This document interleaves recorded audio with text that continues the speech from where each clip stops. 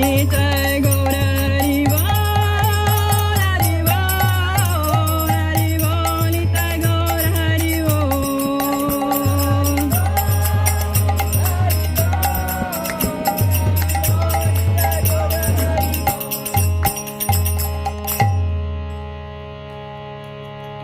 Gaura Pramanande.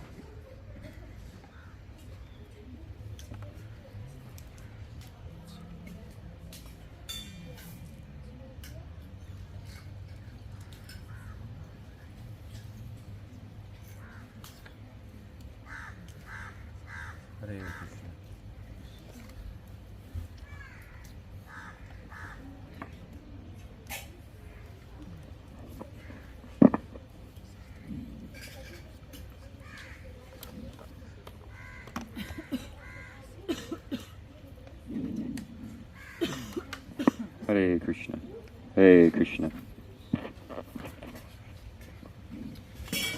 Hare Krishna,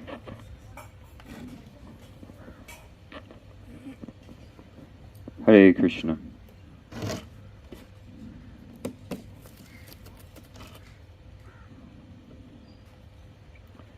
So we'll just start with a little Mangalachanam, auspicious invocation, before we begin the class.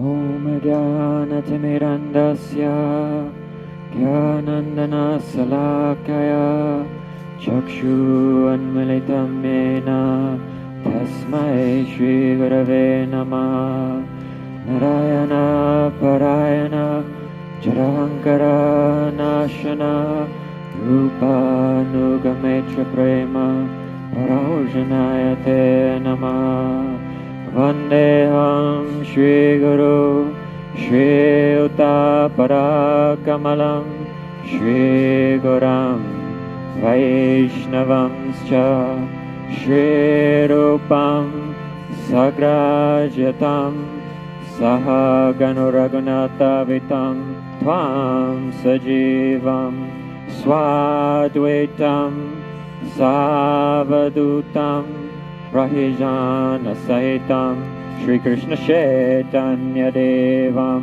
Shri Radha Krishna Param Sahagana Lalita Shri Vishaka Vitamscha Namo Mavadanyaya Krishna Prema Pradayate Krishnaya Krishna Chaitanya Namane Garatushe Namah He Krishna Karuna Sindhu Dina Bandhu Jagatpate Gopeshwa Gopika Kanta Radha Kanta Namostute Tapta Kanchana Gaurangi Radhe Vrindavaneshwari Vrishabhanu Sutta Devi Prananami Hari Priye Panchatatma Atmakam Krishnam Bhakta Rupa Swarupakam Bhakta Avatayam Bhatakyam Nanami Bhakti Shaktikam Shri Krishna Chaitanya Prabhu Nityananda Shri Advaita Gadadhara Srivasari Gaura Bhakta Vrinda. Hare Krishna, Krishna Krishna, Hare Hare, Hare Rama, Rama Rama, Hare Hare, Hare Krishna, Krishna Krishna, Hare Hare, Hare Rama, Rama Rama, Hare Hare. Vrindai Tulasi Deyaye, Priyaye Keshavasya Cha, Krishna Bhakti Pradidevi, Satyavate Namo Namah.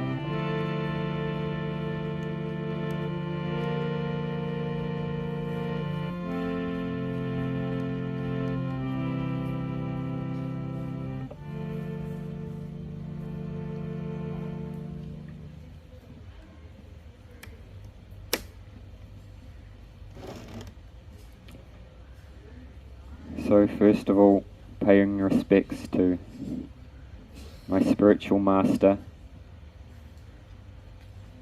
By his causeless mercy, if anything useful comes through today, it's only by his grace. Paying respects to our entire lineage of spiritual masters, through an unbroken chain of disciplic succession from master to disciple, extending all the way back to Sri Krishna himself, the current of divine transcendental knowledge and realization descends. Paying obeisances to Krishna himself and all of his eternal associates. Also invoking Krishna's paraphernalia, such as his eternal associate Venu, his flute. May he also bestow mercy upon us today. And last but certainly not least, paying deep respects to all my brothers and sisters here today. Vancha kalpatarubhascha kripa sindhubheva patitanam pavanebhyo vaishnavebhyo namo namah.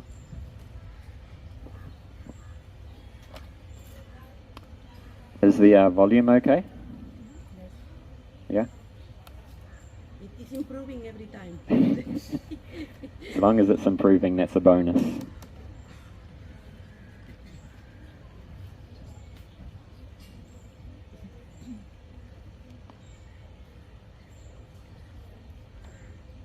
So this is our last class in this series of classes. We'll be having a festival starting on Sunday with our spiritual master, so everyone is welcome to attend those classes. They will be infinitely more greater than anything you hear here.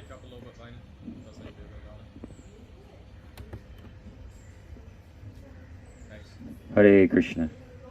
That better? So, today's topic, I'd like to share something about love, longing, and the call of Krishna's flute. We'll see if we can combine these together. So I'd like to start with a little quote from one of our masters in our line. His name was Srila Bhaktivinoda Thakur. So he has said, "Love is a very sweet word. When it is spoken, a very sweet mood arises both in the hearts of both the speaker and the listener. Though few are able to understand its true meaning, everyone still likes to hear the word. All beings are controlled by love. Many will even give their lives up for it.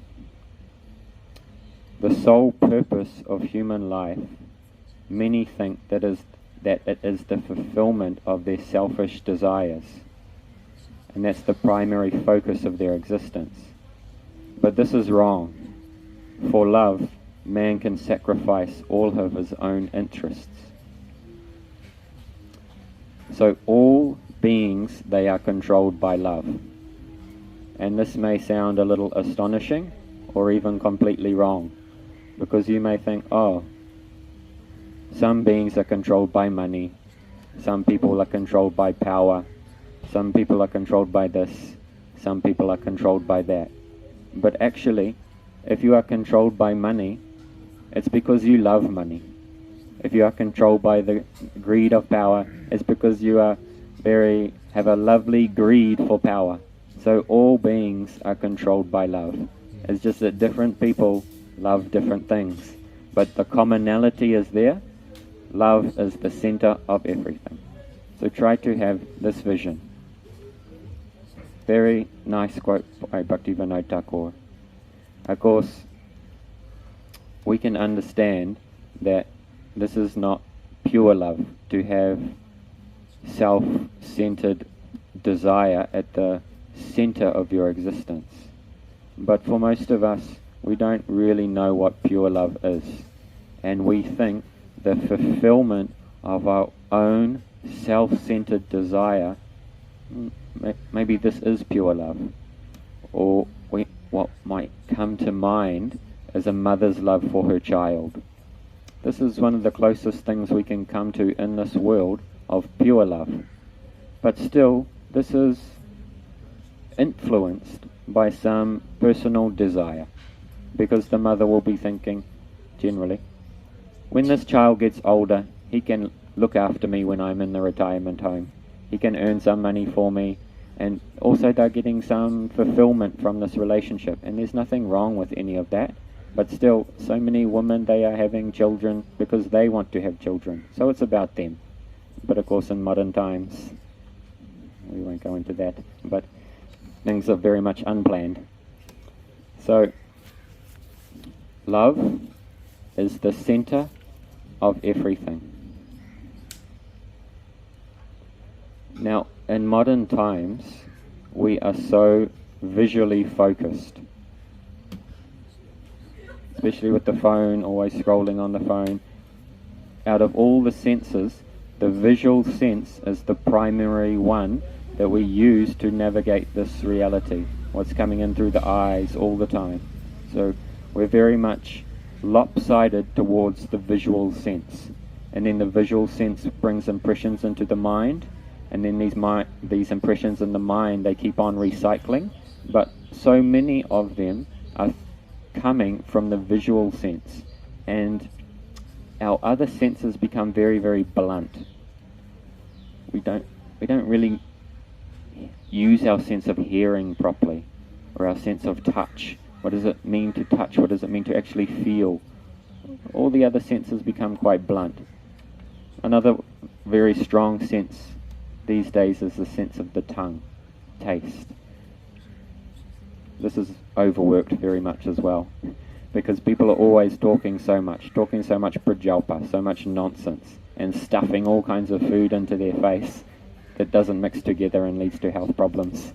So, and the tongue is related to Swadhisthana chakra.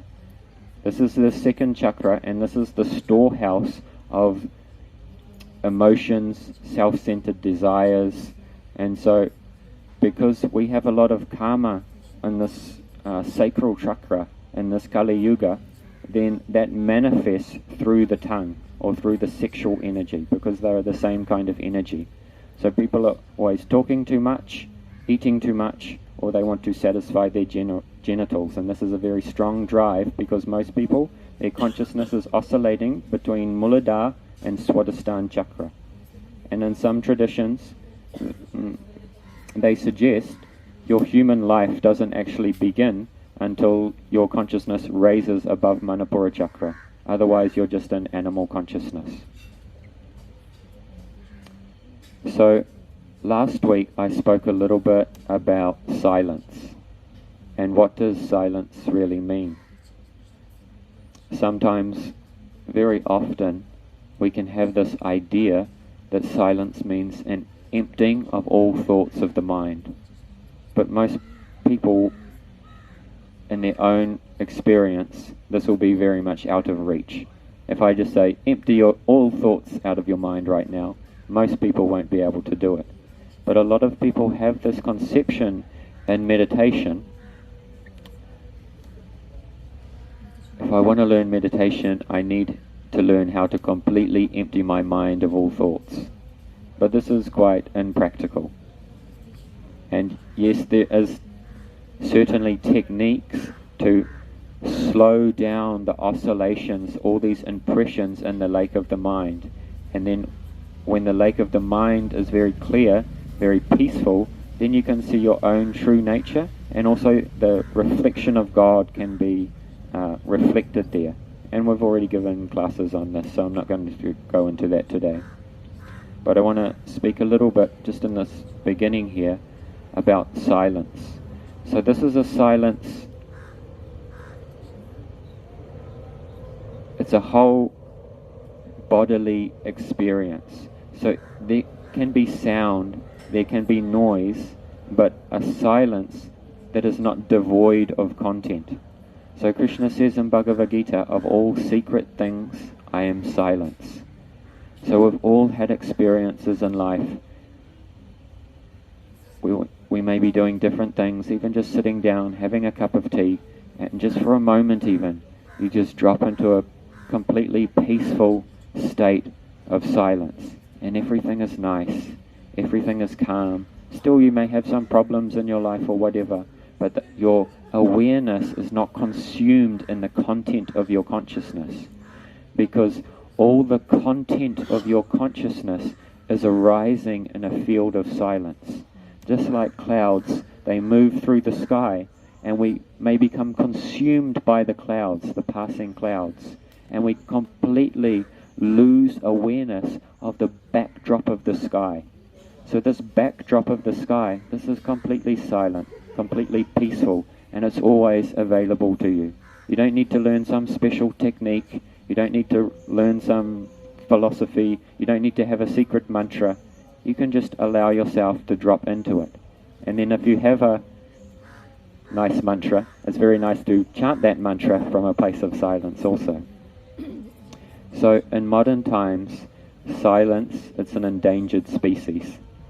And there's getting less and less places on this earth, in the context of an external silence now, that the influence of man's noise cannot be heard. In America, there's only about 3 places where there's only a short time where you can't hear any plane flying overhead or any influence of the noise of man. So this is becoming more and more endangered on this planet. So to really listen means to be silent. If you're really trying to have a conversation with another person, you need to listen from a place of silence, not from a place of agitation where you're just waiting to project your opinion onto the other person and fix the situation or project your own ideas about the situation. And everyone just wants to be heard at the end of the day. They don't even want you to fix their problem. Most people, they just want to be heard. And being heard is fixing the problem. There used to be one guru called Papaji, and he had like this siddhi, a mystic ability, where people would write him letters, and in satsang he would pull out some letters and he would read the letter of some issue, some problem they were going through, and then he would just be able to turn up the consciousness and make them see from a higher level around that situation, around that problem, and they would have a realization, and then the problem would dissolve. So one day he was in satsang, and one lady wrote him a letter, and in the letter she said, "My husband's passed away and I'm having a real hard time dealing with it. I'm really struggling." And so everyone in the audience, all the disciples were like, "Oh, he's going to do that thing. He's going to tell her, you're not this body, you're not this mind. Wake up from Maya, Jiva Jago, Jiva Jago." So then Papaji, he read the letter out loud, and he got up. And he walked down the audience into the crowd. And then that woman got up. And then he just hugged her. And she was crying, tears were coming from her eyes. She was in convulsions, all that grief and trauma of losing her very dear husband just came out in that moment. And the disciples were still thinking, when is he going to do that thing? And he just held her for a long time. And then she calmed down, she stopped, all the tears stopped. And then he let her go, and she sat back down, and he went back to his chair. And all the disciples were like, huh? What's going on? So sometimes the most healing thing for a person is to just give them time to listen to them. And that's why everyone's putting their photo on Facebook and all these kinds of things, because they're looking for some kind of connection to be seen. But in modern times we think the self is the body, so we present our body, we present our persona to be seen, and for some reason we still feel unsatiated on a deeper level because we're only presenting a very shallow outer covering of our true self. And everyone's actually wanting a soul-to-soul connection. So you can't have that when you're just absorbed in your persona, interacting with another persona, because this is two false identities meeting, and this is a very fragile situation. So often in relationship, we may gravitate towards someone whose persona has similar interests, and then so as long as we don't rock the boat of persona, everything can go along pretty smoothly. But because this is actually not who we actually are, at some point we want a deeper level of connection, and then all the external things about the persona become the biggest problems in the relationship. And then everything capsizes after that. So, separate a little bit the microphone because it's, so or lower the volume a little bit, and I put the speaker here. is that better? So last class, I shared a little story about a little mouse. What does it mean to really listen? Because for millennia, our ancestors have handed down timeless wisdom through stories. They would gather around the campfire, and the entire knowledge of their tradition would be transmitted through story time. And you can also see our main scripture, Shrimad Bhagavatam, it's all stories. And the higher transcendental teachings, they can really only be transmitted through katha, through story. So what does it mean to really listen? Because so often in modern times we're addicted to rationale. I spoke on this last week, and we just want to dissect a story and try to figure it out from a logical, rational point of view. Oh, what does it mean? And then I can file it away in the categories in the boxes in my head and think I know the story. But to actually really enter into the story, you have to be receptive to hear the story with the entirety of your being. So the body can be an instrument for this, to hear with the palms of your hands, to hear with the crown of your head, to hear with the soles of your feet, to hear with the pores of your skin. It's an entire experience. And when you open to this kind of receptivity, you will experience these kathas, these stories, on a whole new level. And you won't just be hearing it from an intellectual place, but the deeper threads and content of reality that are infused within these stories, they will become revealed to you. So even a very simple story about a little mouse will become so profound. So try to treat a story like a living being. Not just cut it up and dissect it.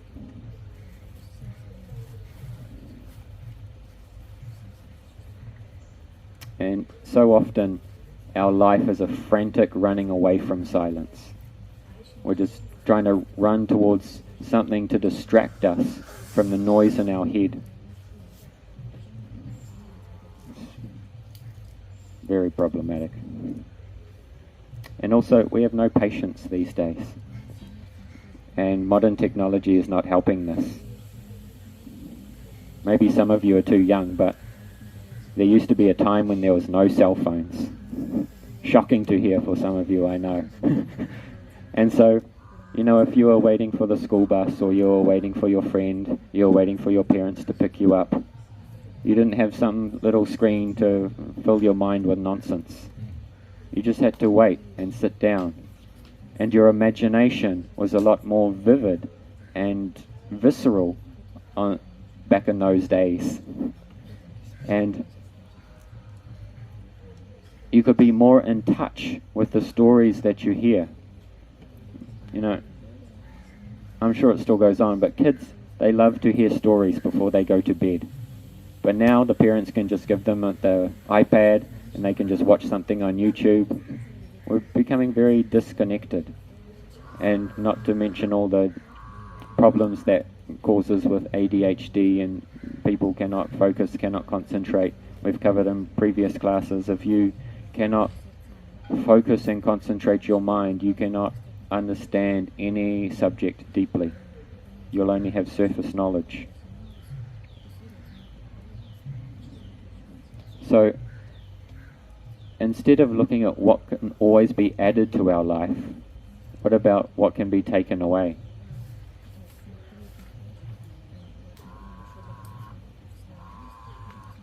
And listening to a story, listening through the ear around the body, there's so many subtle techniques to really feel into a story. And you can make your body a whole temple of listening. And then you'll notice that the earth is a solar-powered jukebox, and everything is singing a song. And sounds so powerful. You can move solid objects just through sound. Formerly, huge temples with bricks was moved by mantra through sound. You can move people through sound. Oh, I love you. Oh, I hate you.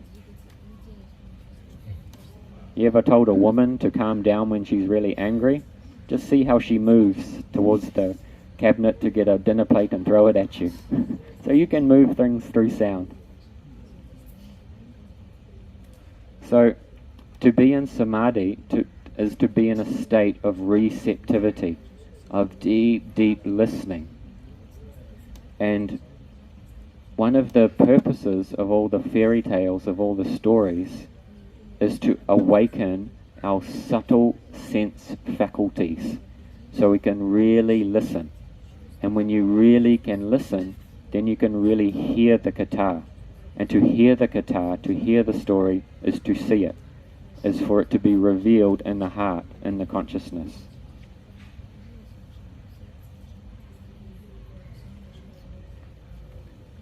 And you know, the oldest known instrument in the world is a flute, little short flute, about 60 to 70,000 years old, carved out of a thigh bone of a bear. So sometimes,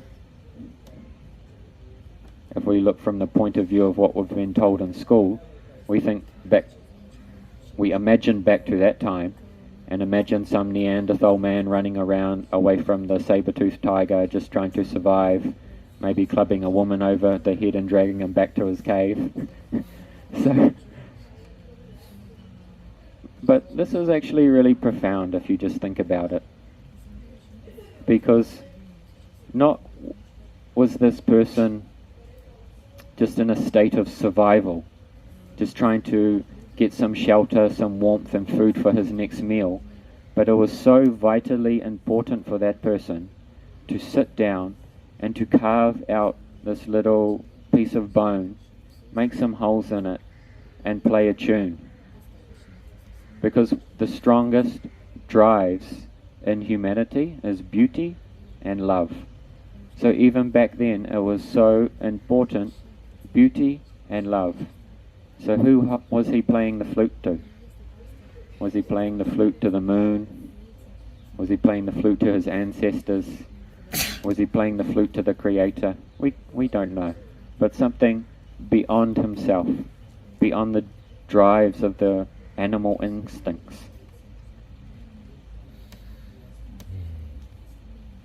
So it's very nice to be receptive, because in a state of receptivity,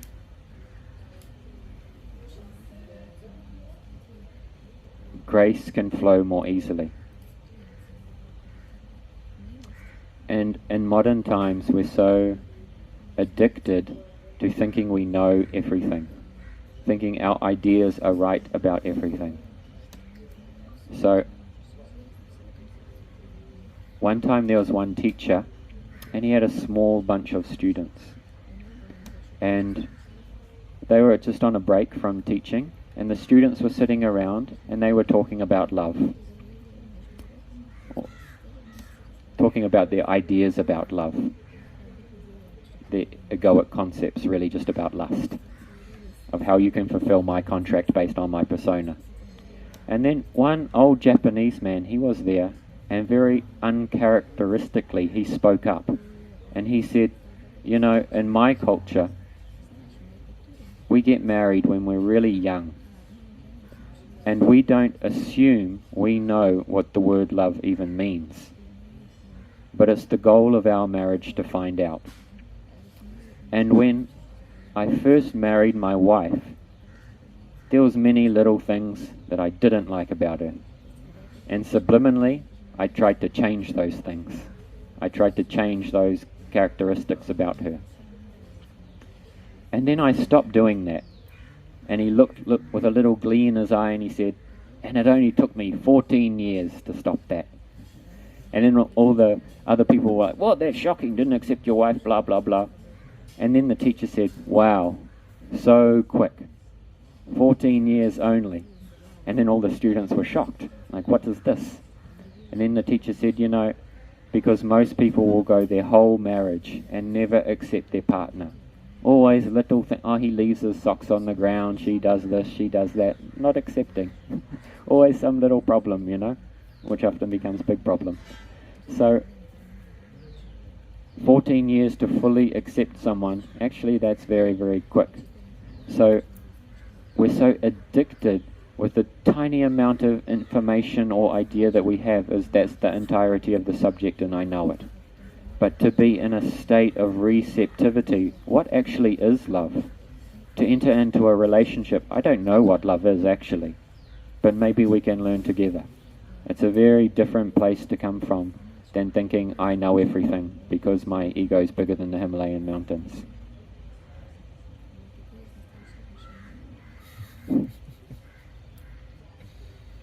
So now I'd like to do just a little bit of japa meditation.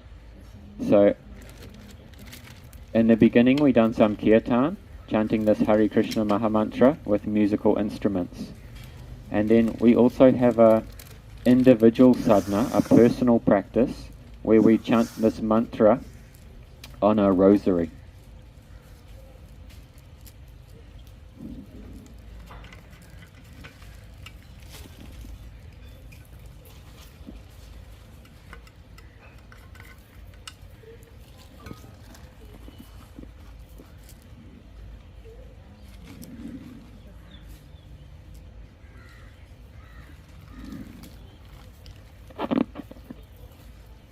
So for those of you who don't know, there's a head bead. We don't chant on the head bead. This represents God, or the two aspects of God, Radha and Krishna, feminine and masculine. So we go to the bead next to it, and we chant on this finger, not the index finger, because this represents the ego. When you get very angry, then you point the finger. So we don't want to reinforce that ego. So we come to the next one down, and just in this part of this finger, there's a particular nerve. By just stimulating it, it improves focus and concentration. So there's a deep science to this japa meditation. So then you take the rosary, or the mala, and you between your finger and thumb, and then you chant one mantra. full mantra. Hare Krishna, Krishna Krishna, Hare Hare, Hare Rama, Rama Rama, Hare Hare. And then you move to the next. And then you come all the way around. You don't cross over. You turn back and go back the other way. But we'll just do 54 rounds today, half of 108. To give you just a little taste of this personal meditation you can do at any time. And try to hear the mantra. You don't need to imagine anything. You don't need to speculate. Just hear, and become clear. Put the mantra in your mind, and your mind in the mantra. And try to listen from a place of deep receptivity, of deep listening. And just see what your experience is. So we'll all chant together. Hare Krishna, Krishna Krishna, Hare Hare, Hare Rama, Rama Rama, Hare Hare, Hare Krishna, Krishna Krishna, Hare Hare, Hare Rama, Rama Rama, Hare Hare, Hare Krishna, Krishna Krishna, Hare Hare, Hare Rama, Rama Rama, Hare Hare, Hare Krishna, Krishna Krishna, Hare Hare, Hare Rama, Rama Rama, Hare Hare, Hare Krishna, Krishna Krishna, Hare Hare, Hare Rama, Rama Rama, Hare Hare, Hare Krishna, Krishna Krishna, Hare Hare, Hare Rama, Rama Rama, Hare Hare, Hare Krishna, Krishna Krishna, Hare Hare, Hare Rama, Rama Rama, Hare Hare, Hare Krishna, Krishna Krishna, Hare Hare, Hare Rama, Rama Rama, Hare Hare, Hare Krishna, Krishna Krishna, Hare Hare, Hare Rama, Rama Rama, Hare Hare, Hare Krishna, Krishna Krishna, Hare Hare, Hare Rama, Rama Rama, Hare Hare, Hare Krishna, Krishna Krishna, Hare Hare, Hare Rama, Rama Rama, Hare Hare, Hare Krishna, Krishna Krishna, Hare Hare, Hare Rama, Rama Rama, Hare Hare, Hare Krishna, Krishna Krishna, Hare Hare, Hare Rama, Rama Rama, Hare Hare, Hare Krishna, Krishna Krishna, Hare Hare, Hare Rama, Rama Rama, Hare Hare, Hare Krishna, Krishna Krishna, Hare Hare, Hare Rama, Rama Rama, Hare Hare, Hare Krishna, Krishna Krishna, Hare Hare, Hare Rama, Rama Rama, Hare Hare, Hare Krishna, Krishna Krishna, Hare Hare, Hare Rama, Rama Rama, Hare Hare, Hare Krishna, Krishna Krishna, Hare Hare, Hare Rama, Rama Rama, Hare Hare, Hare Krishna, Krishna Krishna, Hare Hare, Hare Rama, Rama Rama, Hare Hare, Hare Krishna, Krishna Krishna, Hare Hare, Hare Rama, Rama Rama, Hare Hare, Hare Krishna, Krishna Krishna, Hare Hare, Hare Rama, Rama Rama, Hare Hare, Hare Krishna, Krishna Krishna, Hare Hare, Hare Rama, Rama Rama, Hare Hare, Hare Krishna, Krishna Krishna, Hare Hare, Hare Rama, Rama Rama, Hare Hare, Hare Krishna, Krishna Krishna, Hare Hare, Hare Rama, Rama Rama, Hare Hare, Hare Krishna, Krishna Krishna, Hare Hare, Hare Rama, Rama Rama, Hare Hare, Hare Krishna, Krishna Krishna, Hare Hare, Hare Rama, Rama Rama, Hare Hare, Hare Krishna, Krishna Krishna, Hare Hare, Hare Rama, Rama Rama, Hare Hare, Hare Krishna, Krishna Krishna, Hare Hare, Hare Rama, Rama Rama, Hare Hare, Hare Krishna, Krishna Krishna, Hare Hare, Hare Rama, Rama Rama, Hare Hare, Hare Krishna, Krishna Krishna, Hare Hare, Hare Rama, Rama Rama, Hare Hare, Hare Krishna, Krishna Krishna, Hare Hare, Hare Rama, Rama Rama, Hare Hare, Hare Krishna, Krishna Krishna, Hare Hare, Hare Rama, Rama Rama, Hare Hare, Hare Krishna, Krishna Krishna, Hare Hare,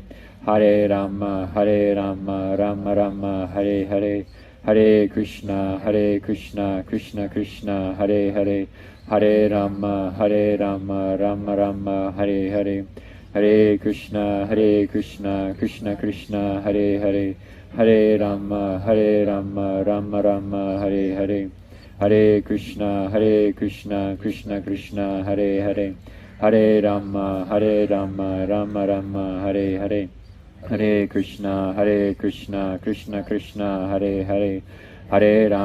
Hare Rama, Rama Rama, Hare Hare, Hare Krishna, Krishna Krishna, Hare Hare, Hare Rama, Rama Rama, Hare Hare, Hare Krishna, Krishna Krishna, Hare Hare, Hare Rama, Rama Rama, Hare Hare, Hare Krishna, Krishna Krishna, Hare Hare, Hare Rama, Rama Rama, Hare Hare, Hare Krishna, Krishna Krishna, Hare Hare, Hare Rama, Rama Rama, Hare Hare, Hare Krishna, Krishna Krishna, Hare Hare, Hare Rama, Rama Rama, Hare Hare, Hare Krishna, Krishna Krishna, Hare Hare, Hare Rama, Rama Rama, Hare Hare, Hare Krishna, Krishna Krishna, Hare Hare, Hare Rama, Rama Rama, Hare Hare, Hare Krishna, Krishna Krishna, Hare Hare,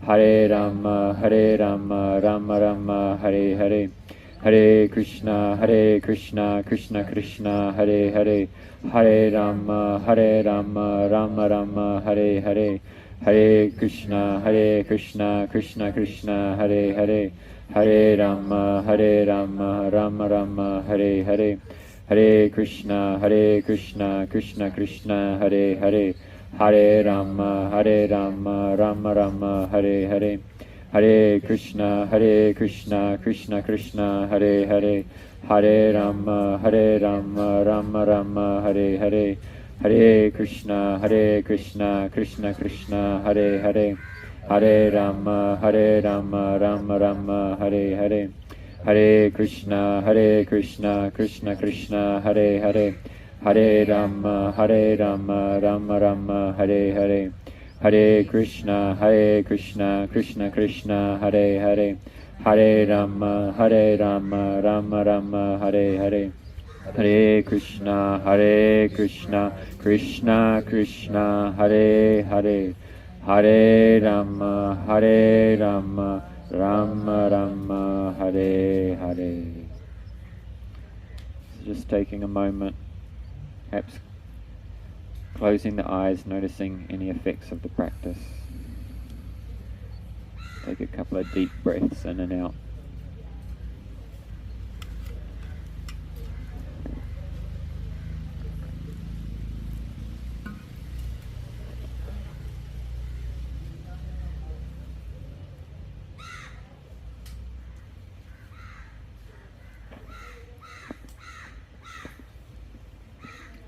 So the flute is so common to many traditions around the world as being a very significant and vital instrument in their culture. So the Lakota tribe and the First Nations they tell their origin story of the flute. That many, many generations ago, they had drums, they had rattles, they had buffalo horns, but there was no flute. So then, one man, he went out to hunt, and he saw the tracks of an elk, of a deer, and he began to follow the tracks of the deer. And he would take his bow and arrow, and he would launch one arrow at the deer, but it would always remain just out of range. So further and further and further, he pursued the deer far, far, far off into very distant land. And then it started to become dark, and the sun was setting, and he was in a completely unknown territory. And he had a few berries and a few morsels of food with him, so he decided, I will take rest here for the night, because I will not be able to find my way back home. So he ate his few morsels of food, he rolled out his fur blanket, and he propped himself up against a tree, and he went to sleep. But he was a little afraid in the forest, unknown territory. And it was very thick, dense forest. And there was no moon that night, so it was very, very dark.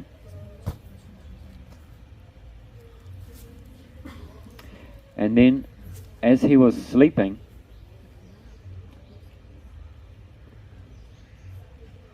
he had a dream. And in the dream, he heard the most beautiful sound. So then, he began to pursue that sound.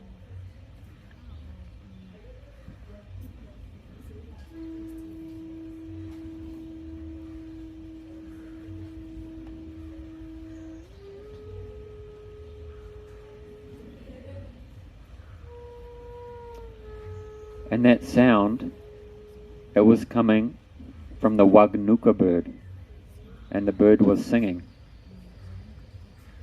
And the bird was telling him, follow me, I will teach you. And then the hunter woke up, and the sun was already high in the sky. But on the branch on a tree, he looked up and he saw that bird. And then the bird, he flew to another tree, always looking back as if to say, follow me, follow me. So then that man, he began to follow that bird through the forest. And he heard this wonderful singing as he was following.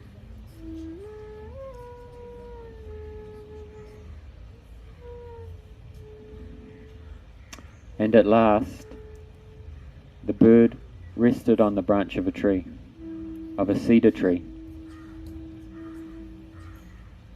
And with the flapping of his wings, there was a hollow in that branch, and he picked some holes into the branch, and the branch began to make a sound.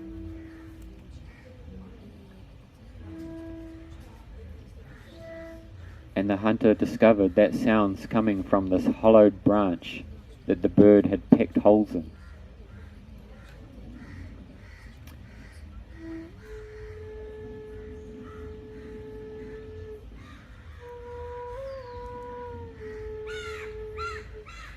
And then he said to the woodpecker,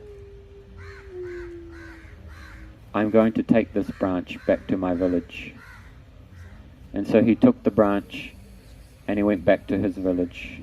He had no game from hunting, but he was happy all the same. And he went back to his teepee and he tried to make a sound from this branch, but he didn't know how to play. So he was crying. He was crying for that sound to come back. And then he decided, I will go off to the mountains and I will fast, and I will do a vision quest. So for 4 days, he took no food and no water. And then he fell asleep. And in his dream, the bird came back to him.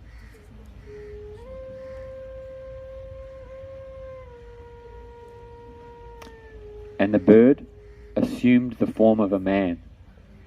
And the man took up the flute, and he showed the hunter how to play the flute.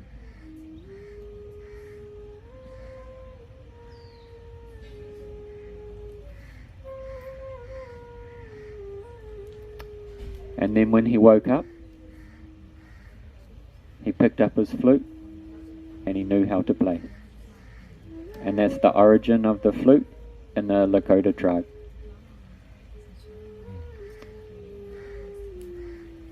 The human ear can hear from 20 hertz to 20,000 kilohertz.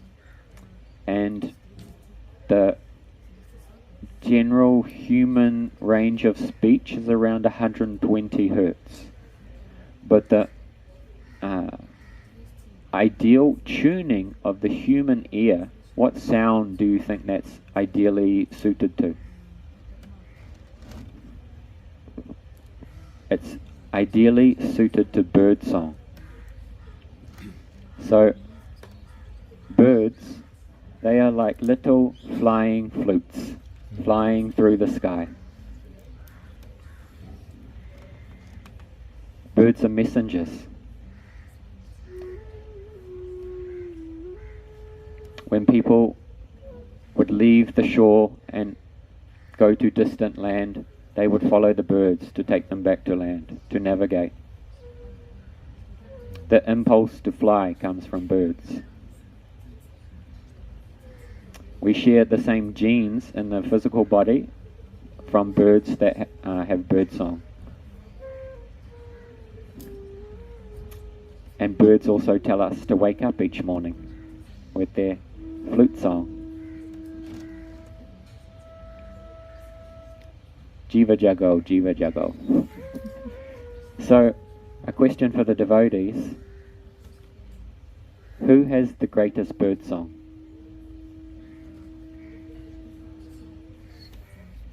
Krishna. Is it Garuda?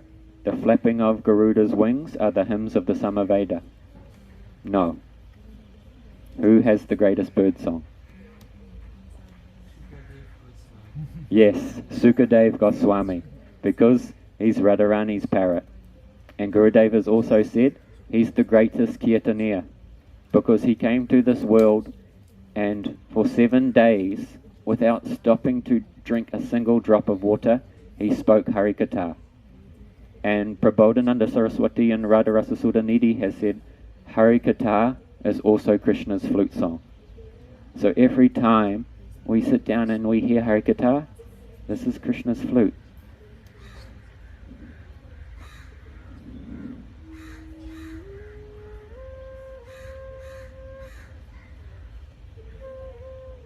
Krishna's calling.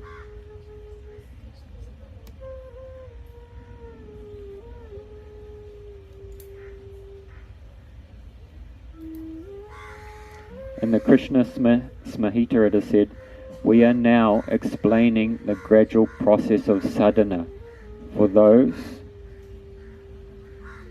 aspiring for the mood of the gopis.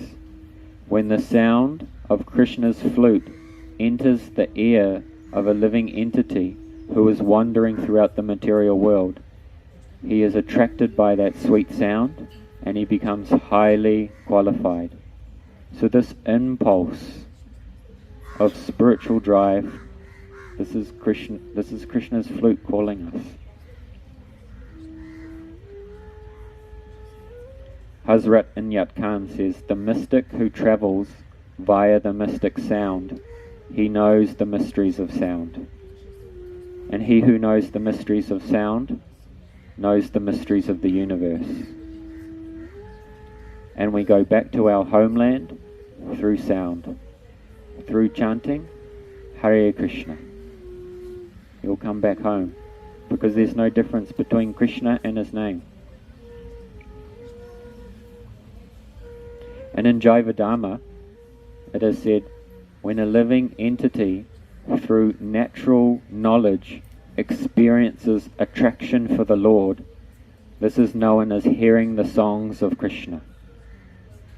Realizing Krishna after scrutinizingly studying the descriptions of his form narrated in the scriptures by persons who have seen Krishna is called hearing the qualities of Krishna. Seeing Krishna's artistry within the world is called seeing Krishna's picture. The material world is a reflected shadow of the spiritual variety. Whoever has realized this is said to have seen Krishna's picture. In other words, a person becomes a Vaishnav by 3 processes: seeing the Lord through natural knowledge, realizing the Lord by studying the scriptures, and seeing the Lord through his artistry. All this becomes possible by connecting with Sadhu, who has this energy, and it can be transferred into our heart. And then things can be udipana, stimulus to remember the divine. Because, Gurudev shares one nice story. He was in Hawaii with some fellow disciples and Param Gurudev, and they had organized a whale watching tour. And Gurudev, they asked him if he wanted to come, and he's like, no, I'm not here to do tourism. We'll stay and study the sastra. And so all the devotees went out to do whale watching, including Param Gurudev. And then they came back in the evening time, and Gurudev asked Param Gurudev, why did you go out and watch the whales? Because we here give up what's not favourable for bhakti, take up what is favourable, not wandering around here and there like a tourist sightseeing. And then Param Gurudev said, in Nitya Vrindavan, in the eternal spiritual world, in the Jamuna river, there's one giant fish, and that fish is so large it can swallow entire whales, and that fish is called the Tangangila fish. So when I saw those whales, it was udipana, it was stimulus of those Tangangila fish swimming in the Jamuna river. So for the great saints, almost everything can be stimulus, udipana, to remember Radha and Krishna. The birds in the trees, the tiny flying flutes like Sukadev Goswami. Almost all human instruments, they come from trees. They come from the wood made of trees. You ever thought about that? So we're literally listening to the music of the trees. The trees are teaching us to come back to Krishna. What else can we learn from the trees?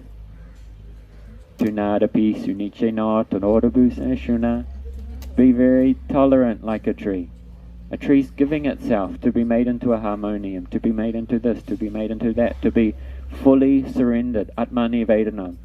Use me in Krishna's service. Udipana. So there's a nice poem from William Blake. To see a world in a grain of sand and heaven in a wildflower, hold infinity in the palm of your hand and eternity in an hour. The Muslim mystic Attar, he has a little poem called Future Reward. Ponder here and now on his qualities, so that you may behold himself tomorrow. So the great saints, they are moving around here and there, speaking very nice Harikatha, describing the wonderful pastimes of Krishna. Because we have heard so much over the last few weeks, surrender to God, serve God, but how are you going to form a relationship with this God fellow if you don't know anything about him, you don't know what he looks like, you don't know who are his associates, when you just have some vague conception that God is some formless energy floating out there in space? How can you marry some formless energy out there in space? Not that we're aspiring to marry God, but how can you create a relationship with some vague, abstract energy. You cannot. So we need to hear from someone who is in personal relationship with Krishna. Then the transmission can happen. When I took Diksha initiation, Gurudev said to me, "You may not realize it right now, but today I am putting your hand in God's hand." So who can do that? Someone who's already in relationship with Krishna. They can put your hand in God's hand, and then you can know God. Not someone who only has their own mental ideas but actually has no realization. So we need to come under the relationship with someone who is in relationship with the Lord, and then Krishna can turn his glance towards us by their mercy. So the divine is not something just up there, out there, abstract, vague, impersonal. God is a person, and he plays a flute. And that flute, it's calling you. Everyone's here because the flute in their heart drew them here today. You may think, oh, I'm here for the lunch, or I just wandered past and saw a lot of people sitting down. No, Krishna's calling you personally. He has your number. Krishna has everything, but there's one thing he doesn't have, and that's your love. And Krishna is very greedy for more love. So he wants to taste your love, because each soul has a very special rasa, a very special mellow with the Lord.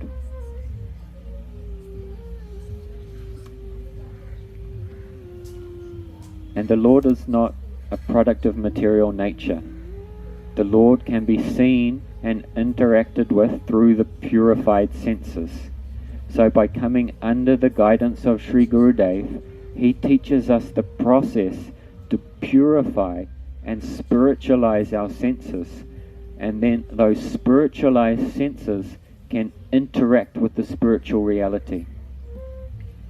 The ears can hear the Harikatha, the sound of Krishna's flute.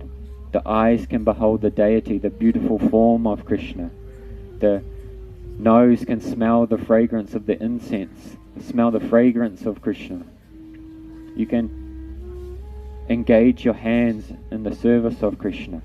You can engage your feet in the service of Krishna. Everything can become purified, and it looks like you're in the material reality, but you're in the spiritual domain, internally.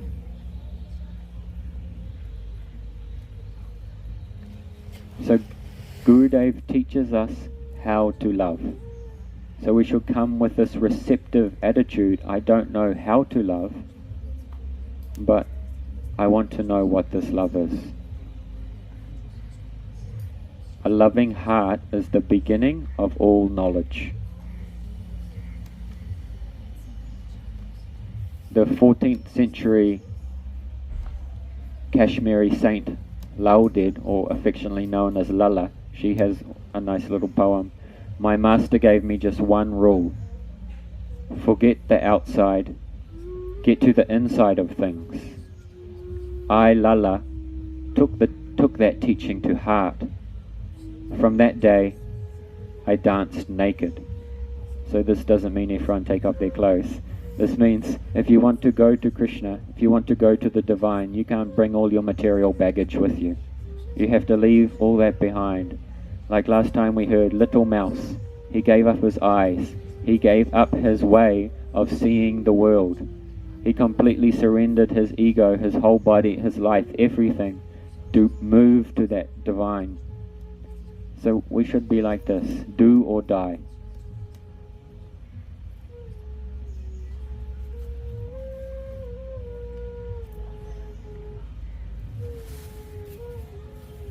So maybe now we'll have a little kirtan to help you digest that.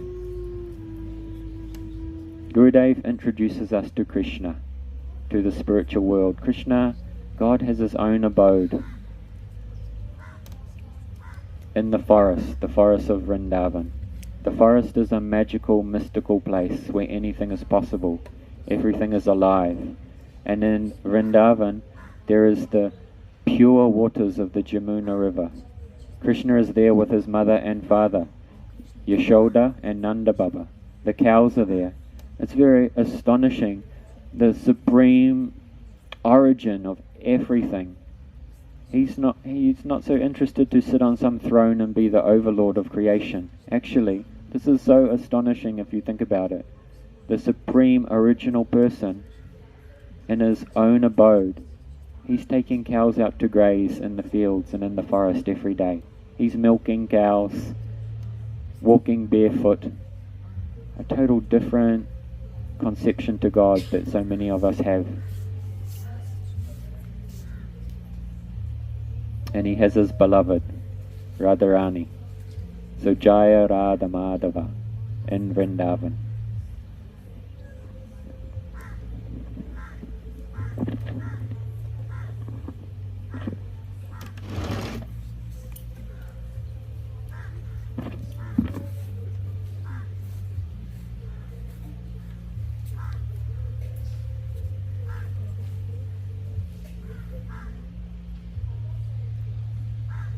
Yeah, true.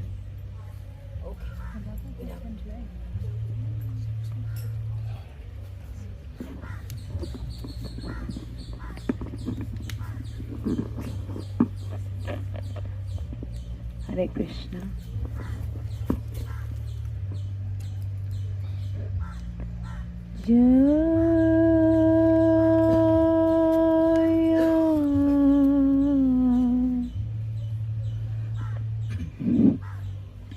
Jaya Radha Madhava Jaya Kunja Vihari Jaya Radha Madhava Jaya Kunja Vihari Jaya Gopi Janavallava Girvaradhari Jaya Gopi Janavallava Girvaradhari Yashodanandana Braja Jana Ranjana Yashodanandana Braja Jana Ranjana Yamuna Tira Banachari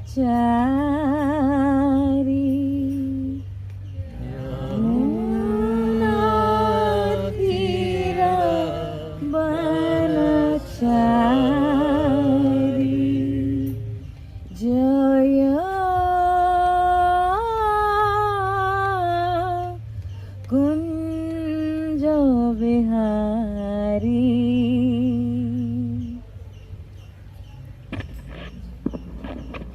Jaya Radha Madhava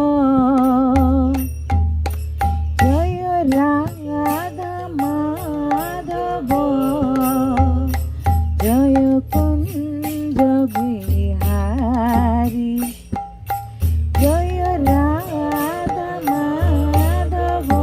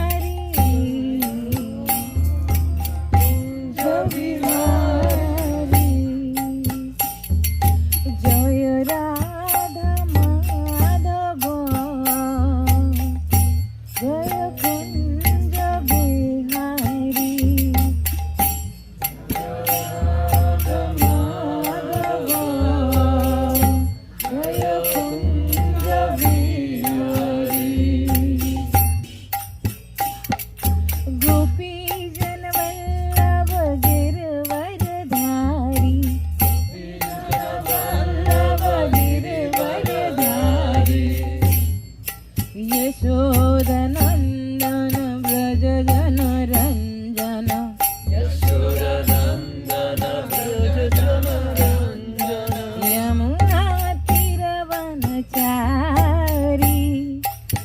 Yamuna तीरवनचारी जय कुञ्ज बिहारी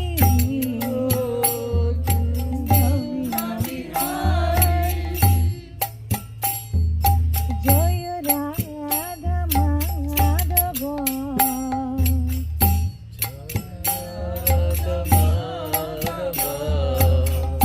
जय कुञ्ज बिहारी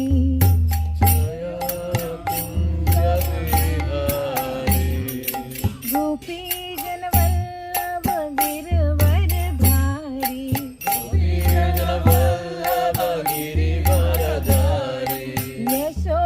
यशोदनन्दन व्रज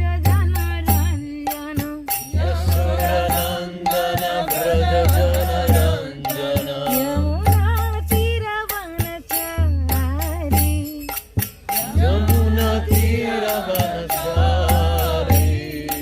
जय कुञ्ज बिहारी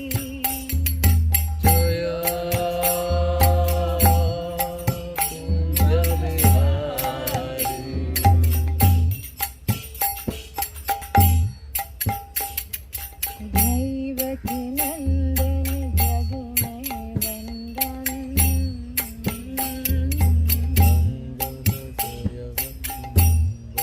दैवकी नंदन जग में वंदन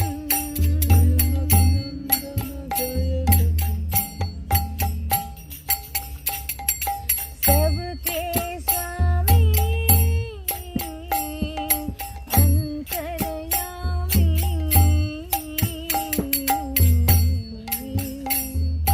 सबके स्वामी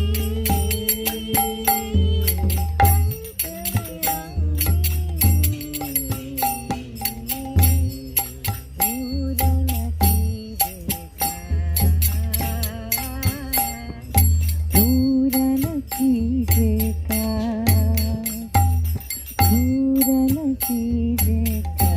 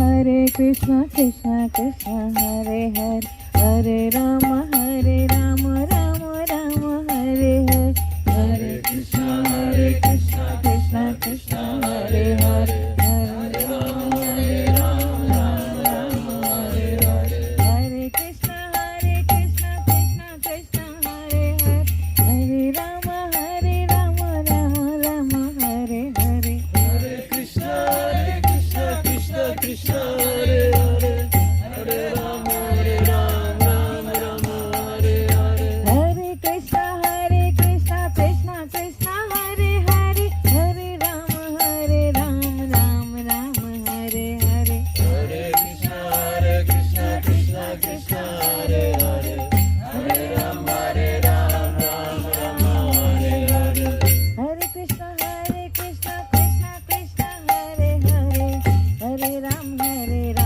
Ram Ram Hare Hare Hare Krishna Krishna Krishna Hare Hare Hare Ram Ram Ram Hare Hare Hare Krishna Krishna Krishna Hare Hare Hare Ram Ram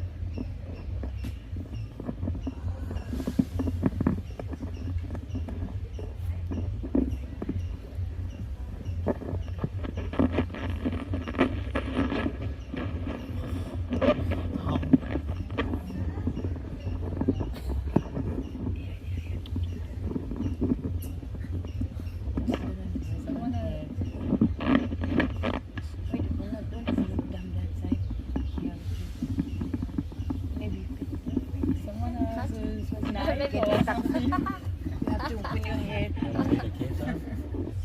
This one hair. Almost. This one hair.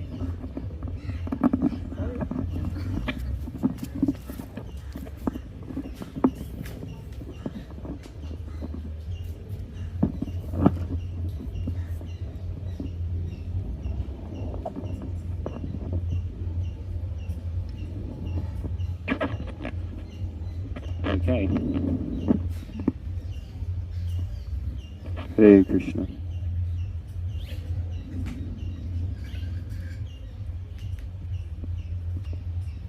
If you want to hear the sound of Krishna's flute, you have to long for it. It's not a cheap thing. You can't just buy it in the marketplace for $2.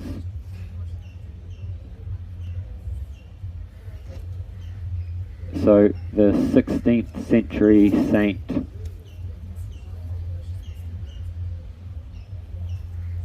Saint John of the Cross, he has a very nice poem in this regard. One dark night, fired with love's urgent longings, ah, sheer grace, I went out unseen, my house being now all stilled. In darkness and secure by the secret ladder disguised, O sheer grace, in darkness and concealment, my house being now all stilled.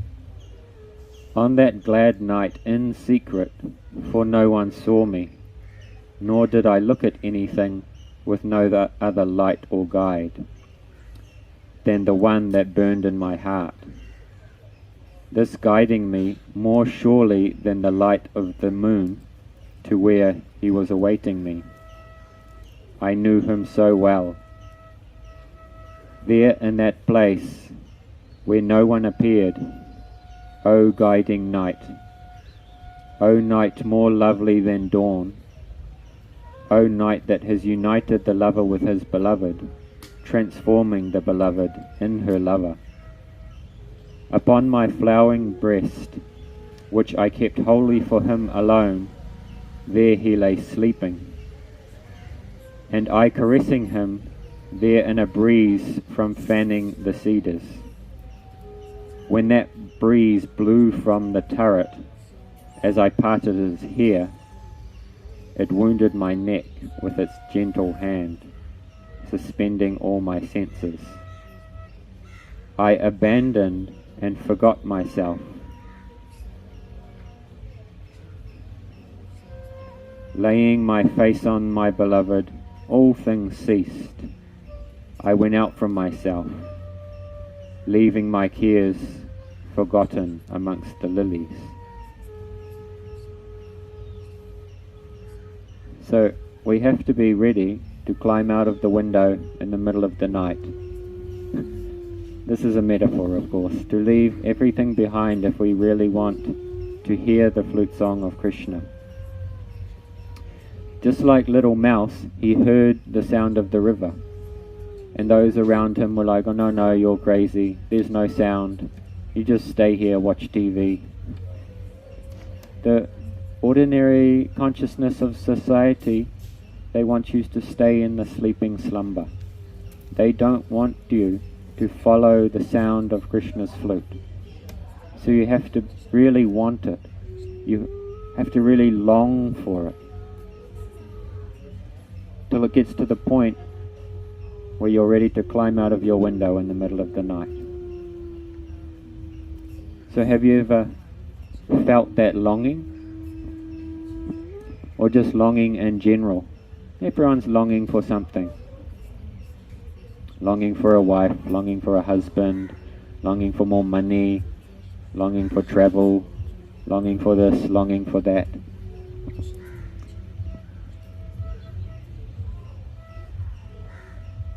The Greeks have a story about the origin of longing. That one day Zeus, he had his eye on one lady, yet again, but this lady did not take up his advancements, and she got married to someone.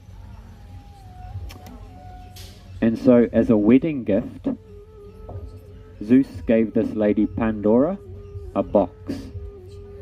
And he said, whatever you do, don't open this box, but it's your wedding gift. So she took the box, got married to her beloved, and everything was pretty happy. But always in the back of her mind, tick, tick, tick, tick, tick, what's in the box?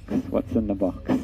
And this really started to build. She really wanted to know what's in the box. Tick, tick, tick, tick, tick in the back of your mind.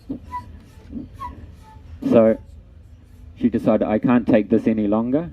And she took the box out to the back garden. She dug a hole and buried it. Done. But then, tick, tick, tick, tick, tick, in the back of her mind, what's in the box? What's in the box? And then one day in the middle of the night, she couldn't take it anymore. And she got up out of the bed with her beloved, snuck out into the back garden, and she dug up the box. And then she opened the box, and 10 things came out of the box. And depending on the version of the story, 2 things stayed inside. No, 1 thing stayed in, and 1 thing stayed out. It depends on the version. But one of these things was hope or longing. And what the other one was foreboding or dreading the very worst. So when I read about this, I found it really profound to really feel into the sense of longing, of hope that humans have. Like, just think about, people don't know what's on the other side of the seas, but they made little canoes or rafts out of wood, and they followed the birds for a longing that there's something more, and they journeyed across to distant unknown lands. Even in your own life, you have a longing, a hope, things will work out for the best. I'll just get my house, I'll just find this, I'll just find that, whatever. We always have some longing, some drive, some hope. It's very strong in humanity. Even if you're in a very dire circumstance, it's the energy of hope that helps you to persevere through that. It's a very profound energetics, actually.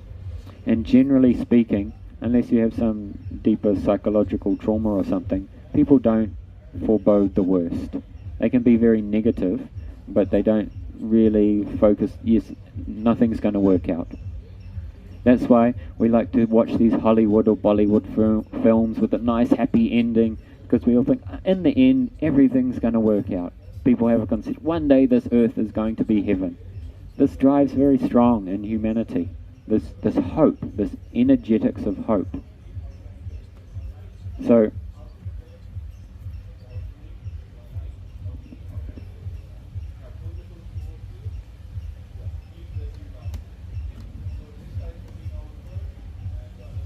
that longing,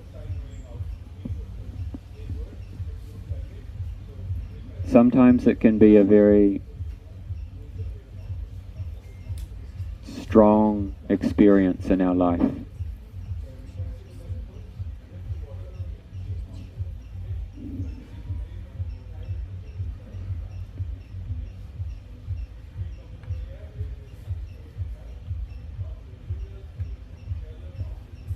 And in separation from what we long for, it can be very, very excruciating.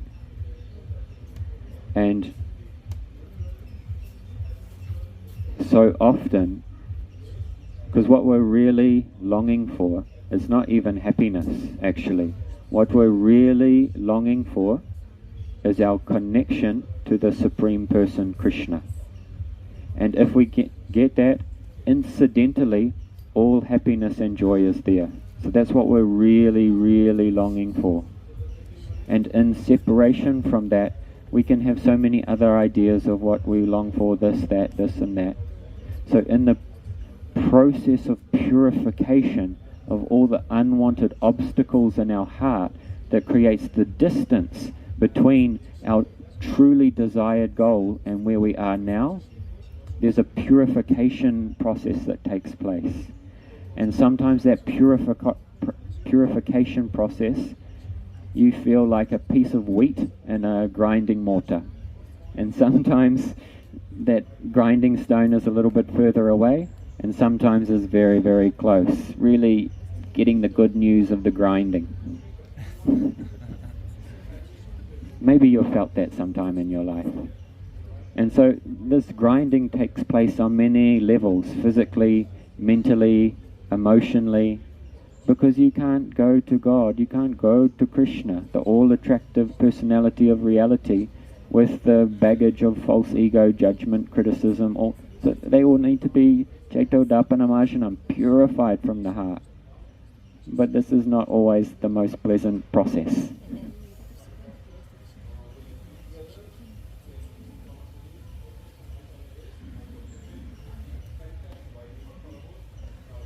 But if we can stay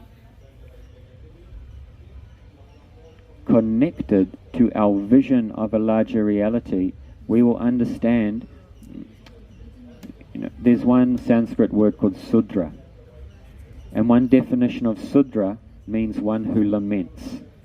Sudras lament. So we can see, maybe I've read the Sastra, or I've got so much knowledge, I know the sloka and I know that sloka, but then I'm having a little cry about something in my life. So you're not no Brahmana on any height, you're a Sudra. Sudra is one who laments. And Krishna says in Bhagavad Gita, for those who are in knowledge, they don't lament. Because whatever is happening in our life, particularly if you're under the shelter of Guru, Guru has just arranged one nice chess piece on the chessboard for you to help with your purification. Very nice. Not nice at the time perhaps, but if you can have that kind of vision, then, because on the path of bhakti, even there's no loss. It's all profit. Because even when you're suffering, you're getting, as Bhaktivinoda calls in Jaiva Dhamma, you're getting purified on the anvil of the material world. So your heart can be purified. So more, if you think back on your life, you may see that it's in the times of most suffering, that's where the biggest lessons have come through. That's where the real changes have come through in your personality, in your persona, and then you've come to a higher level of consciousness, a higher level of understanding, a higher level of connection. And when life's just coasting along pretty nice, of course it's not always the case, I'm speaking generally here, then we just plateau on one level. But in deep times of suffering, as in the words of Rumi, the crack is where the light gets in. So we have to try to see things from a larger vision. Because Krishna's calling. He's bringing you like a gravitational force pulling you towards him. But some purification needs to happen on that journey. So we're all in a process of purification. Sometimes it's more overt and sometimes it's more covert.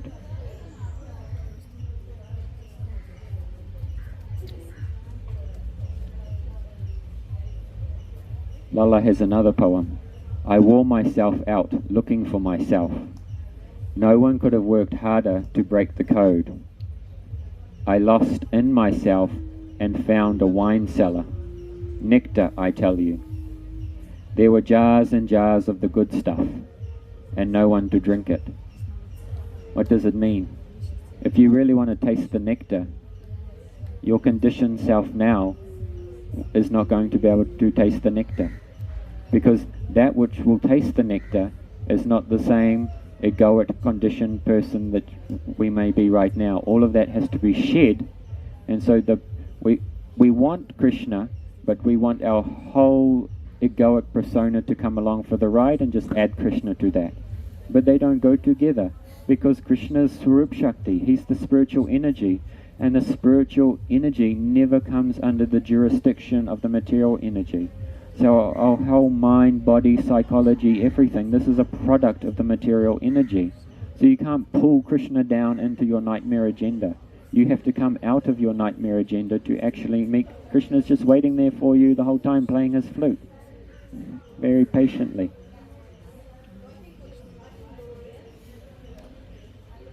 So anyway, we don't want to get too stuck on the negative side of things. Saint Teresa of Avila, she has a very nice poem. How did those priests ever get so serious and preach all that gloom? I don't think God tickled them yet. Beloved, hurry. So Krishna is very playful. Krishna is very sweet. This is his name, Krishna, the most sweetest being in all of existence. There's no one more sweet than Krishna. So he likes to have a laugh. God's very lovely.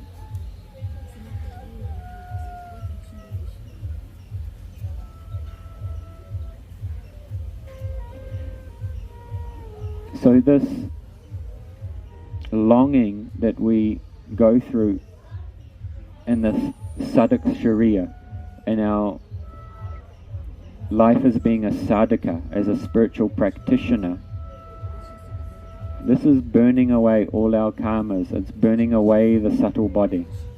So just like Narad Muni, when he had darshan, and then early in his life, in his previous life, and then he heard the voice from the sky, oh, you're never going to see me again in this life. He had darshan of the Supreme Lord. How sweet, how wonderful.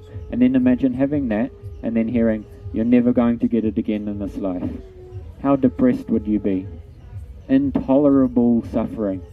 But that intolerable forest fire of longing that consumed the last of his material coverings, his material karmas, all the junk in the trunk got completely consumed in that fire. So this fire of longing, it has its place, and actually it's very relishable. Try to have this vision.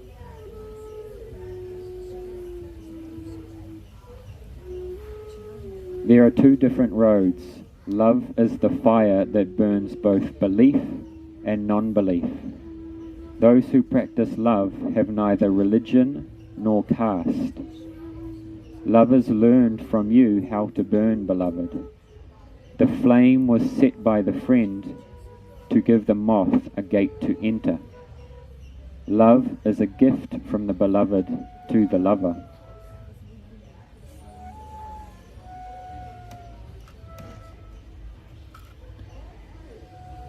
So the deeper we can long for this flute song of Krishna, more quickly can we become consumed by this fire of longing. And we can come into union. But that's not the end of it. Because there's the material longing, and then there's the spiritual longing. That's a whole nother category, but very wonderful.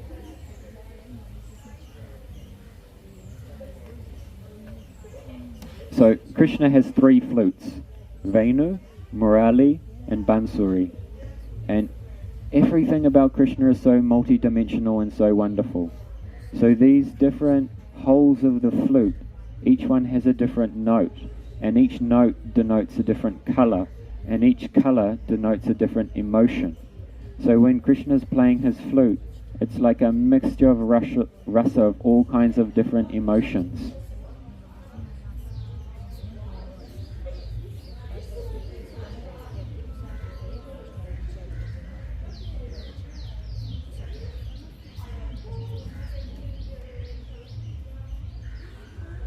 There's a nice story about the origin of Krishna's flute.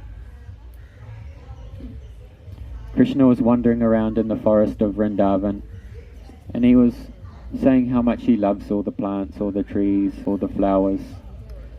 And everyone was responding back to Krishna, oh yes, we love you too. And then one day he went to the bamboo plant, and the bamboo plant could see something's a little off in Krishna. And the bamboo plant asks, what's up? And Krishna said, I have something to ask you, but it's very difficult. And bamboo said, please ask anything. And Krishna said, I need your life. I need to cut you down. And bamboo said, you don't have any other choice? And then Krishna said, there's no other way. And bamboo said, okay. So then Krishna, he cut a piece of bamboo and he made holes in it. And the bamboo was crying with pain as he made each hole in the bamboo. So as we become purified, sometimes we have a little cry about it due to attachment.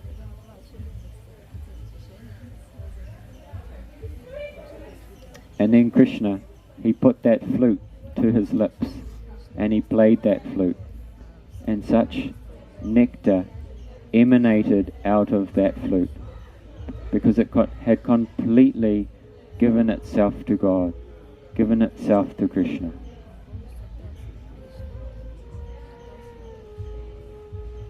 It was mellifluosinous, which means an incessant, unending cascade of nectar, like a waterfall of honey, emanating from the lotus lips of Sri Krishna into the flute, coming out enchanting everyone.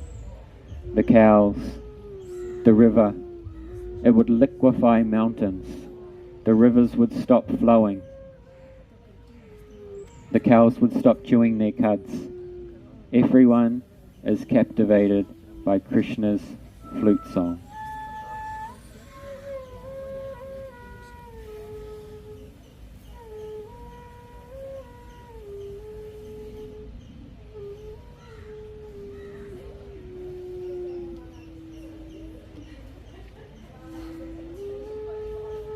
So if we think of the flute in a worldly context, it's just a piece of wood. Well, bamboo is actually a grass. It's just a piece of dried grass with some holes in it. And this body is just an insentient collection of matter. But this body can also be like a flute. So we can have one vision, point of view, oh, the body's made of matter and it's full of pus and stool and blood and blah blah blah blah. That's one point of view. Or another point of view, this body, I can offer it to Krishna as a flute. And Krishna can play this sadhana shariya, this body, like a flute. And the holes of the body, the eyes, the mouth, the ears, I can eat prasadam, I can see the deity, I can hear nice harikatha. Krishna's playing a very nice tune through this sadhana shariya, purifying us. Gurudev teaches us this process. So, this is Atma Nivedana. Completely surrender yourself to be Krishna's instrument. And then your life can be very nice, because this is what we're all longing for. Sound is so powerful. It transcends language, culture, everything. Music, sound can bring people together. And above sound is mantra. Above material sound is mantra. So there's people from all over the world, all walks of life gathered here through the unification of divine sound. So powerful. The knower of the mystery of sound, he knows the entire universe. Sound is the arts of art, and it's the science of sciences. And every individual person is like a piece of music, with their own individual tone and their own individual rhythm. Life is a symphony, and each action of each particular person is playing their particular part in the symphony of music. And included in the symphony of music is karma and everything else, because we're all intertwined together. So everything is a perfect symphony, if you can see from a particular point of view. From another point of view, sometimes we can become a little bit out of tune. And so if someone is a little bit out of tune, and then a tendency can be to criticize them, to this and that, and of course if I'm criticizing, that infers that I'm so much better. So instead of seeing the faults in someone, just, oh, maybe they're a little bit out of tune. but this is not their natural state. This is not who they are. They're just a little out of alignment. And our natural state is to be in tune. That's our Jaiva Dharma. Our natural state is to be in bhakti yoga, loving connection with Krishna, with the divine reality. This is the perfect harmony, and each person can participate in that symphony.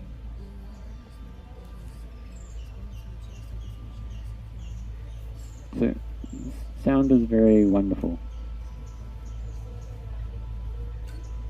So if someone tells you they're angry, they're depressed, blah blah blah, just say, you're a little bit out of tune, you just need a tune-up.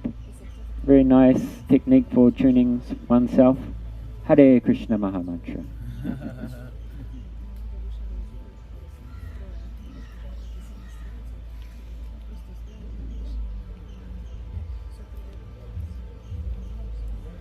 So I'm just a bit mindful of time. I wanted to tell so much guitar about Venu and Vrindavan, but people probably think they have something better to do. And speaking about being in tune, so there's that one point of view of being in tune in a larger reality, our Jaiva Dharma. Like I talked about last week, the soul, not the soul, but our nature can become nisarga, can be distorted, and because in our natural state we're soft like water, but in our acquired nature we can become hard like ice. And when the heart becomes hard like ice, then we're criticizing, judging, blah blah blah blah blah, all these things. But when the heart naturally thaws, then we can see everything in relation to Krishna, and everyone is part and parcel of Krishna. And so if someone is out of tune, instead of criticizing, is there anything that I can do to help them to come back into alignment? But also, I'm not the supreme controller. Someone far more intelligent than me is controlling everything. And it's actually a great burden to put yourself in position of trying to be the supreme controller. Because as far as I know, Krishna is still God. And I never got any email saying that someone else is now God. I haven't checked my spam box for a while, but as far as I know, Krishna is still God. So just leave everything up to him and clean your own kitchen. Work on your own attuning to Krishna's will, and then everything will be very nice. But Krishna is also full of paradox, and so he's very tricky. So here's one very appropriate poem, particularly for our Sangha right now. A little bit funny. It's called He Who Is Stricken by Love, by Bulhe Shah. He who is stricken by love sings and dances out of tune. He who wears the garb of love gets blessings from above. Soon as he drinks from this cup, no questions and answers remain. He who is stricken by love sings and dances out of tune. He who has the beloved in his heart, he who is fulfilled with love, no need he has for formality. He just enjoys his ecstasy. He who is stricken by love sings and dances out of tune. So we can be in tune with Krishna, but maybe externally it looks like we're out of tune to other people. But what's really in tune is to tune the strings of bhav of your heart. All the external things, they're all gradually, but that, just like we heard a couple of times ago, when Krishna came to Vidura's house and Vidyarani served him banana skins in her excitement to serve Krishna, but he ate the banana skins because Krishna wants to receive the bhav. So if there's bhav, even if you're out of tune, you're still in tune. And there's something very wholesome about being able to accommodate opposites, about being home in the paradox. This is non-duality, because we're always pendulum one thing to the next one. I want it to be, that should be like this, blah, blah, and we can't accommodate a multiplicity of views at the same time. But there's a whole many levels of reality simultaneously existing at the whole time. So Krishna everything is reconciled in Krishna, and things only seem a paradox when we view it from the point of view of the mind. But when you're not looking from within your own tiny little mind, and you can see it from Atma Vijaya, point of the soul, then you can be very at home in many contradictory views of reality at the same time. So Krishna enjoys so many pastimes in his eternal abode, Nitya Vrindavan, with his flute. Every day he takes the cows out to graze, and when he wants to round them up, bring them back home, he plays the flute. On the full moon night, he plays the flute to meet with his beloveds. The peacocks hear the name Radhe, Radhe every time he plays the flute. Such nectar. Krishna's always with his flute. And the gopis, the cowherd maidens, they get quite jealous about this flute, because this Venu is always with Krishna. Even the gopis, his beloved, can't always be with him, but Krishna always has this Venu, and they get jealous. Why is this? What austerities has this flute done in previous lives that it can always be with Krishna, drinking the nectar of his lips, when this nectar is for us? His beloveds, they want to drink the nectar of Krishna's lips, but somehow or other this Venu, Madhurya, this sweet, sweet flute, is always relishing the nectar of Krishna's lips. Why? Because it has completely given itself over to Krishna. Of course the gopis have too, but this is another guitar. So Krishna's enjoying so many pastimes with his associates in Vrindavan. Sometimes Radharani is stealing the flute and giving it to her associates, and Krishna is running back and forth trying to get his flute back. So many wonderful pastimes are there. I will round it up now because I've talked for far too long, but I'll just end with one short little poem.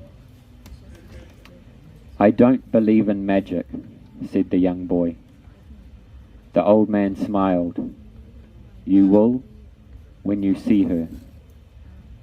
So Krishna's attracting everyone with his flute. But what attracts Krishna? Just like if you have a piece of white paper, blank paper, and you put one little dot on that paper, your eyes just gravitate towards the dot, yeah? Always back to the dot, back to the dot. Now you have a reference point.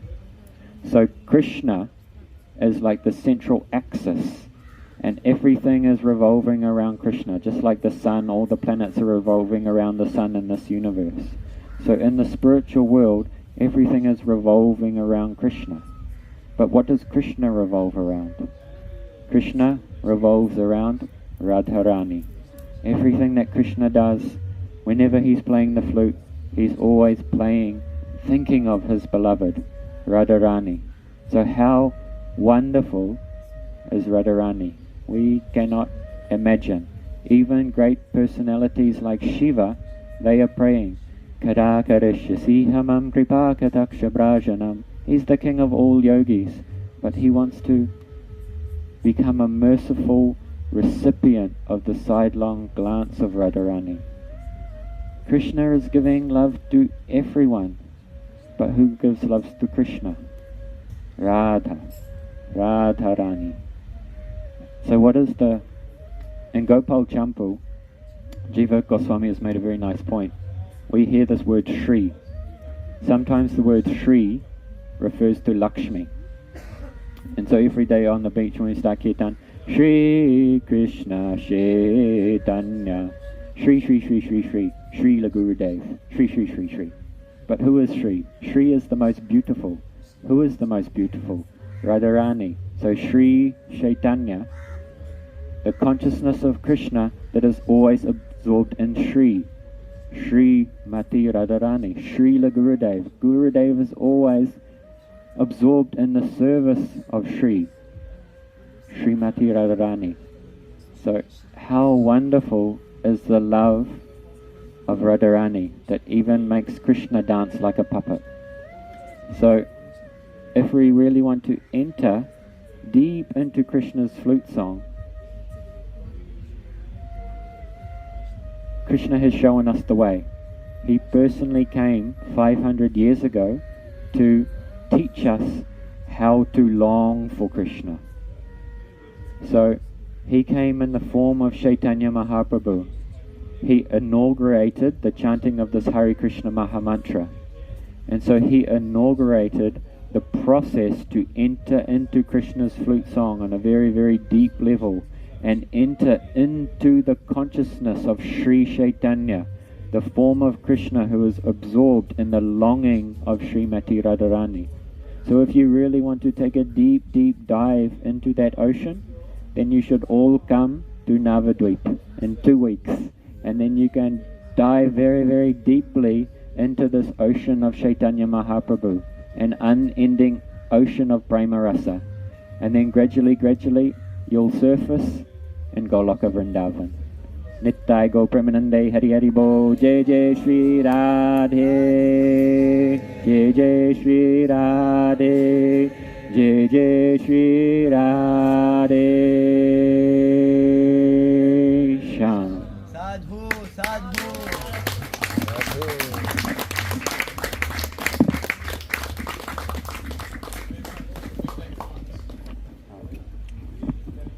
So we have some feedback forms. So we're always looking for ways to improve. So please take a moment to fill out these feedback forms with suggestions of how we can improve this program. This is the last one for this season. If Krishna is merciful, maybe something may happen again. And we have a very nice lunch prepared. We have a book table. If you can give some donation, that helps us out a lot to cover the cost of the prasadam, the blessed food.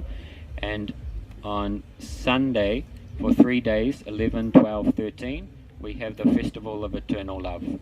So our most wonderful spiritual master has come to Goa, and he will be giving some classes in the evening, 6:30 at the Love Temple. So please come along every day and hear from someone who is floating in this ocean of Prema Rasa, in this ocean of Krishna's flute song. And then if you're very, very lucky, maybe one little drop can come to you. Hare Krishna. Hare Krishna.